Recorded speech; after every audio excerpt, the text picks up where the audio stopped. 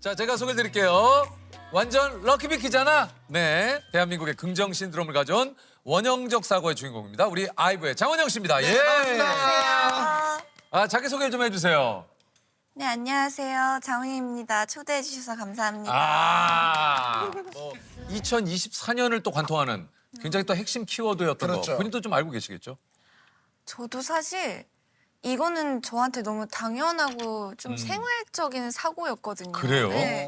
그래서 저는 그게 특별하다고 생각하지 않고 그 럭키비키라는 말도 제 영어 이름이 비키거든요. 그러니까. 그래서 그냥 어느 날 그것도 투어 중에 일어난 일이기도 한데 스페인에 간 적이 있었어요. 근데요. 근데 앞에서 유명한 빵집을 매니저님이랑 이제 오래 기다렸는데 딱 제 앞에서 빵이 솔드아웃이 된 거죠. 근데 정말 딱 제 앞에서 It's sold out 이러는 거예요. 네. 근데 조금만 더 들어보니까 조금만 기다리면 새로운 빵이 나온다. 기다리시겠냐? 이러는 거예요. 그래서 오히려 새로운 빵, 갓 나온 빵 먹을 수 있고 완전 나 비키니까 럭키한 비키잖아. 이렇게 한 일화를 팬분들께 말한 건데 그때부터 럭키비키가 뭔가 순식간에 그러니까요. 아침 일어나 보니까 모두가 거의 사용하고 있는 밈이 됐더라고요. 보고 싶은 참이었는데 벌써 누웠잖아. 완전 럭키비키잖아. 그러면은 럭키비키를 예를 들어서 사전적 의미로 풀이를 하자면 좀 어떻게 우리가 이거를 이렇게 표현할 수 있어요? 그러니까 어떤 상황에서 어떻게 뭐 이게 또 너무 긍정적으로 생각하는 사고다 보니까 자기 합리화랑 약간 그렇죠. 헷갈리실 수가 현실 있는데 도피. 그럴 수 네. 있겠네요. 제가 사용하는 그 럭키비키라 함은 뭔가 일상생활에서 소소한 행복을 찾고 그 안에서 감사한 거를 찾는 거였거든요. 네네. 지금 보니까 이제 원영 씨가 요런 그 럭키비키라는 그 이제 키워드가 유행을 하면서 이게 이제 그 기업 세미나에도 이제 이런 이야기가 네네네. 아 정말요? 그럼요. 이게 아까 얘기했던 핵심 키워드. 우리도 뭔가 긍정적으로 생각을 하자. 원형적 사고 챗 GPT도 있고 이게 뭐 뉴스에도 나오고 그러니까 일이 커져버렸네요. 일이 커져버렸어요. 아유, 일이 여간 커져버린 게 해외에서 빵집에서 내 앞에서 줄이 끊기면서 생긴 이 한 상황이 이 한 상황이 와. 이렇게 2024에 그- 밈이 되고 아니 근데 소위 말해서 이런 그 원형적 사고라고 불리는 이런 긍정적 마인드는 좀 언제부터였던 것 같아요, 원영 씨한테는? 그래서 제가 이걸 곰곰이 생각해 보니까 저는 사실 정말 어렸을 때부터 이렇게 살아왔던 것 같아요. 그냥 제 인생을. 이렇게 살아왔다는 게 좀 어떤 식으로요? 좀 낙천적이라고 할 수도 있는데 나쁜 일이 있었을 때 그 나쁜 상황에 초점을 맞춘다기보다는 그래서 그 다음은 뭔데? 이 다음에서 일어날 좀 후의 일들을 생각했던 것 같고 또 나쁜 일에 고립된 적이 전 사실 없는 것 같아요. 그러니까 뭐 실제로 본인도 얘기를 했지만은 어떤 이제 불행한 순간 거기에 고립돼서 매몰되면 사실은 한없이 수렁으로 빠지거든요. 맞아요. 생각하기 나름이고 네, 생각하기 나름이고 내가 만들어가는 거지. 맞아요. 이 또한 지나가리라는 말도 정말 맞는 말이고 이게 원영 씨가 사실은 올해 이제 22 되셨다고 얘기를 들었는데 어떻게 보면 아직 어린 나이잖아요. 너무 어린 나이. 그럼에도 불구하고 뭔가 이 연예계 생활을 꽤 하셔서 그런지 모르겠지만 뭔가 초월한 듯한 얘기를 많이 하네요. 예? 벌써 데뷔한 지가 이제 한 4년, 5년? 이제 횟수로 8년 벌써 그렇게 그렇죠. 됐나요? 그 정도 됐어요. 어우, 그렇게 시간이 지났어요? 그러니까 데뷔한 나이로 따지자면은 제가 14살 와. 아니 어쨌든 이 원영 씨가 말 그대로 이 진짜 초통령이라고 불릴 정도로 뭐 네. 초등학생들 사이에서 뭐 이제 원영 씨의 인기가 아이브가 또 인기가 굉장히 좋지만 알리죠. 이런 어린이들에게 어떤 이런 긍정적인 사고 이런 것들을 또 주는 것도 굉장히 또 좋은 것 같아요. 맞아요. 맞아요. 네. 저도 그래서 특히나 저도 너무 뿌듯했던 것 중에 하나가 저도 정말 어렸을 때는 어른을 보면서 따라하고 싶은 마음이 크고 왜 애기들 앞에서는 찬물도 못 마신다고 하잖아요. 그래요. 근데 그런 것처럼 제가 하는 행동들이 그 친구들한테 좋은 영향을 미친다면 이것도 또 럭키비키가 나온 또 다른 럭키비키인 것 같아서 또한 너무 감사하고 맞아요. 좋았어요. 예. 원영이만 나올 줄 알았는데 유진이도 나오잖아? 완전 럭키비키잖아? 럭키비키잖아. 아이고 유진입니다. 반갑습니다. 반갑습니다. 아이브가 또 뭐 많은 분들의 사랑을 받지만 특히 아까도 얘기 드렸습니다만 이제 초통령이라고 불릴 정도로. 그래서 아이브 콘서트장에서만 볼 수 있는 진풍경이 좀 있다고 그래요?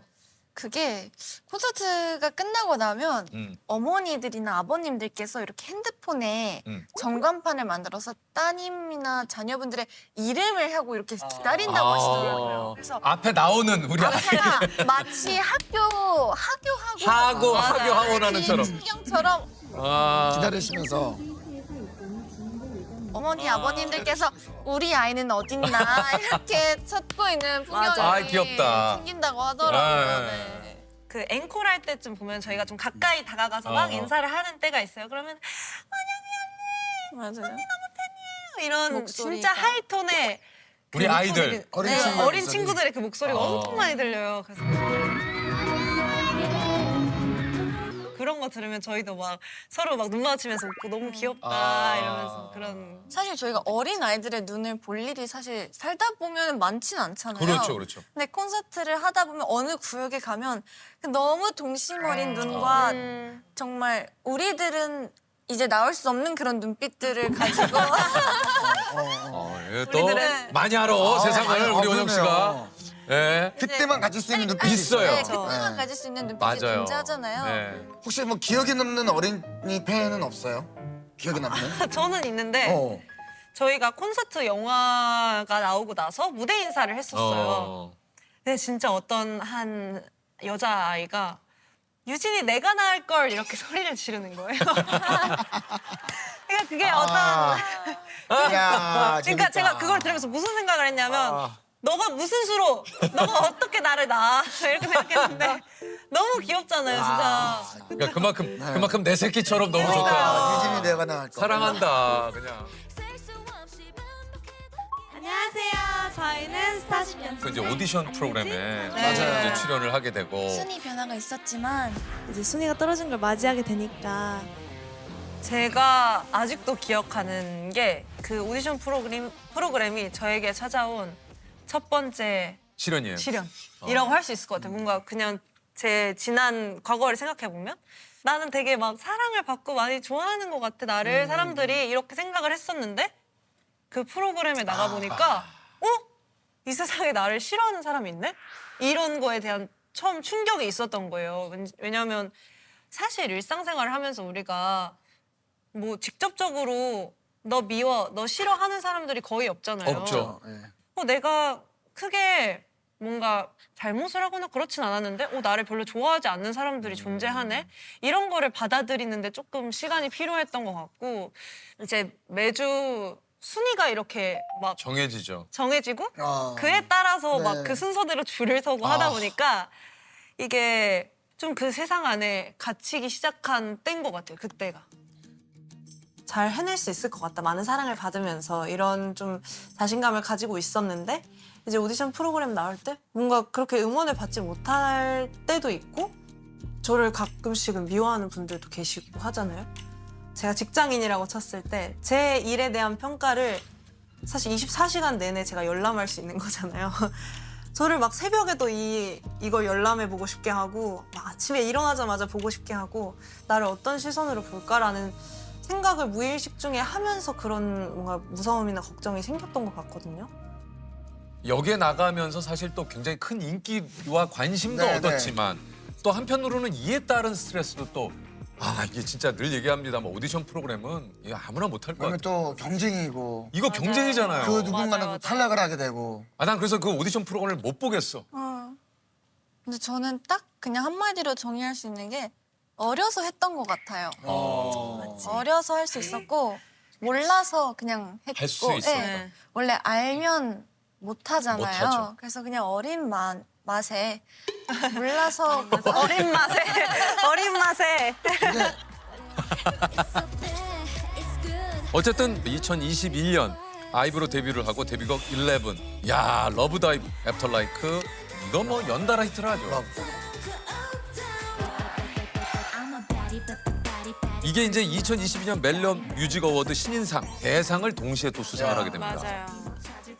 맞아요. 그 아까 말씀드렸던 그 연말 어. 시상식 제가 티켓팅한 곳이 멜로뮤직 어워드였어요. 그러니까. 근데 저희가 데뷔하고 나서 거기서 이제 신인상이랑 대상을 동시에 수상을 하게 된 거예요. 그래서 진짜 너무 감사하고 너무 뜻깊은 경험이다 생각했어요. 네, 신인상과 또 올해의 노래상을 같이 받을 수 있다는 게 정말 너무 큰 영광인 것 같습니다. 이런 큰 무대는 정말 이렇게 긴장을 안 할 수가 없을 것 같은데 좀 어떻습니까? 좀 떨려요? 어때요? 아 저는 또 크게 안 떨려가지고 아 진짜?